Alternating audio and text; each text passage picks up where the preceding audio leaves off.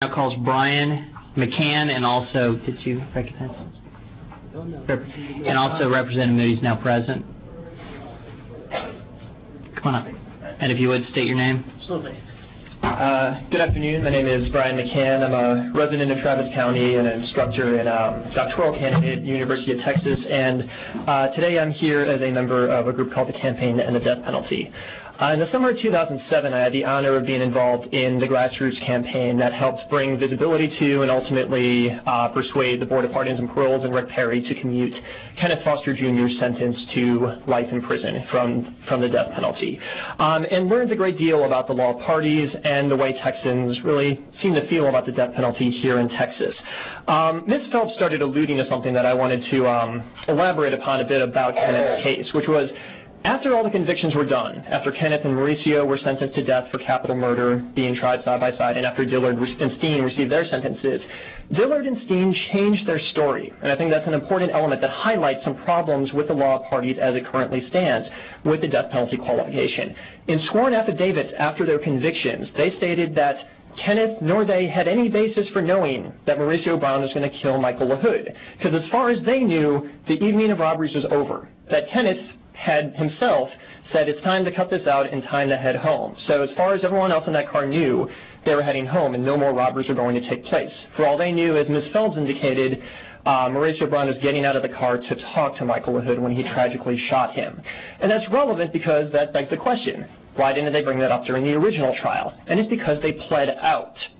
And the law of parties, I think, has an internal defect where the death penalty is concerned because it cracks wide open the realm of possibilities associated with plea deals, where prosecutors get this wide range of discretion that Sam Millsap himself earlier today suggested is dangerous if we have too wide a degree of discretion when it comes to prosecutorial strategy, especially when it comes to plea deals in death penalty cases.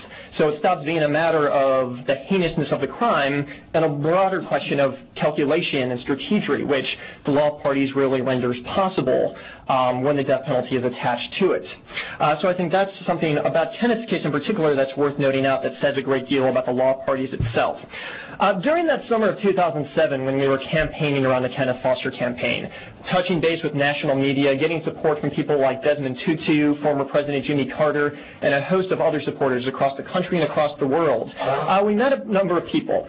Many of them were diehard death penalty opponents, people who supported outright abolition.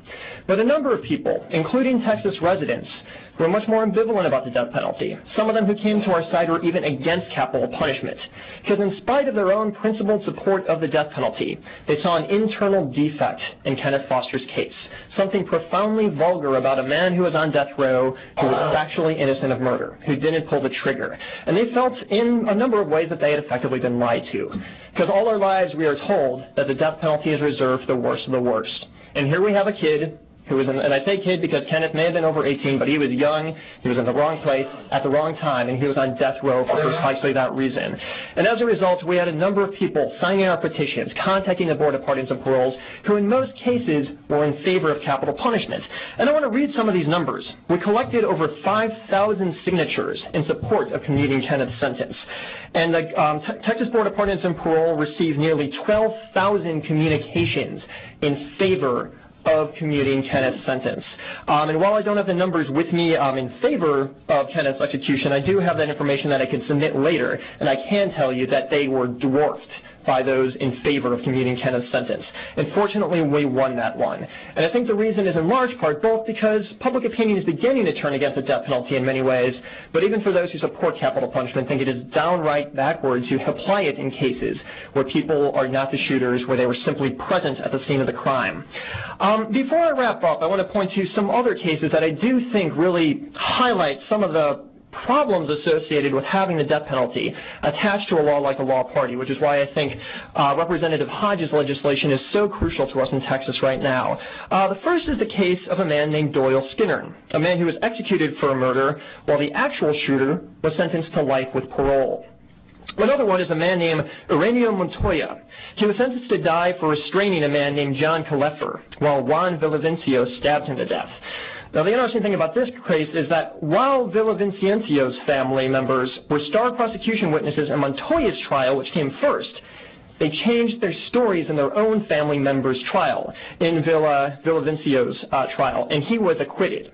So the actual stabber gets acquitted because the star prosecution witnesses changed their story in the second trial. And only with a law like the law of parties do you have an instance in which the person who wasn't the stabber gets the death sentence. And then because of so many of the contingencies of death penalty cases, and cases in general throughout our criminal justice system, the person who actually performed the stabbing gets released. So, in this instance, I may be guilty of pinpointing on specific applications of law of parties, and we may talk about the broader principles or ambitions of the law. But I want to argue against making that kind of distinction, that we learn the true character of a law when we see how it is executed and exercised in the public sphere and in the courtroom. And sadly, the law of parties in death penalty cases is applied in a way that is connected much more to plea deals, to bargaining, to strategic calculus than it is any notion of criminal justice and right and wrong and the heinousness of crimes. And at a time in American history when more and more states are entertaining outright abolition, and when public opinion is steadily turning against the death penalty nationally, I think the very least thing that Texas can do is follow Representative Hodges' lead and narrow the scope of the death penalty and not apply a form of punishment that is notoriously prone to error and arbitrariness to people who are themselves not physically guilty of murder. That is all I have to say, so thank you again, Representative Hodge, for offering this legislation, and I am certainly open to any questions. Any questions, David? Thank you for your testimony. Thank you.